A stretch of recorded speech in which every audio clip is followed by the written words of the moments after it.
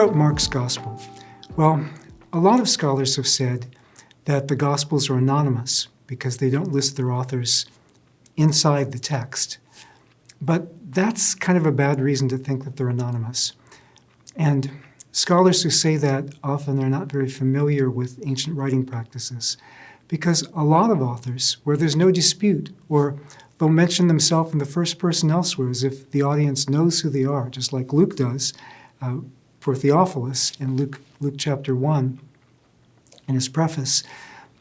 A lot of ancient authors didn't name themselves inside their work, and certainly not in the preface. Some did, but others, you would say they're formally anonymous, but they didn't have to, because the name of the author would be on the outside of the book, or they were writing to people who simply already knew the identity of the author. Now, in some cases, the identity of an author has been lost to us, like in the book of Hebrews. But the identity of the author was usually the last thing that would be forgotten.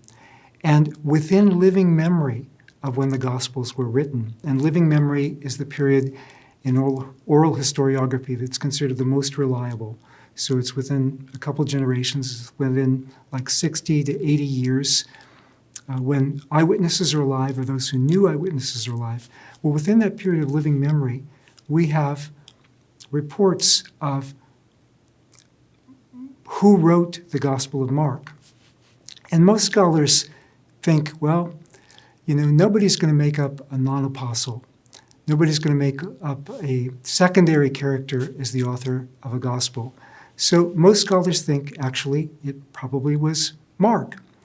Now, where the debate comes in is which Mark.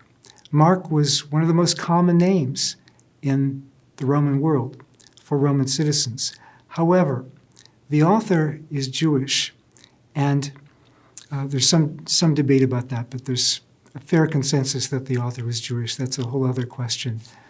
The author also knows Jerusalem and its environs pretty well. Doesn't seem to know exactly how to get from place to place in Galilee, but that's not surprising because a lot of Jerusalemites had never been to Galilee. And also, ancient biographies weren't arranged in chronological order necessarily, apart from birth, life, and death.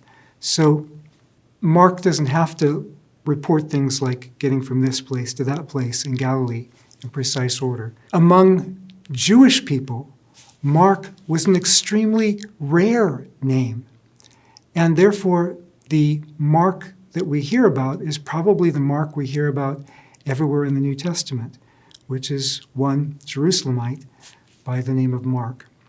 Now, Papias, a bishop writing in the early 2nd century, says that he heard reports of this from an eyewitness of Jesus. So somebody who was still alive in the 1st century, Papias presumably heard this in the 1st century, because he's not saying I'm hearing this right now, but these are things I heard from eyewitnesses of Jesus. And these eyewitness sources, or source, especially in this case one he calls John the Elder, told him that the Gospel of Mark was written by Mark, and that Mark got this information from Peter. So Peter's authority, standing behind the Gospel of Mark, would also help explain why Matthew and Luke make such abundant use of Mark's Gospel. Mark isn't the same, it's not the same level of style that you have, say, in Matthew and especially Luke, but it apparently wasn't written by a nobody. It was written by somebody, or with somebody's authority behind it, that Matthew and Luke said, okay, this is stuff that we need to include. Also, the titles of the Gospels seem to go back pretty early, based on pretty early tradition, because throughout the Roman Empire, you have a unanimity as to the authors or the sources behind the Gospels that are listed in every case.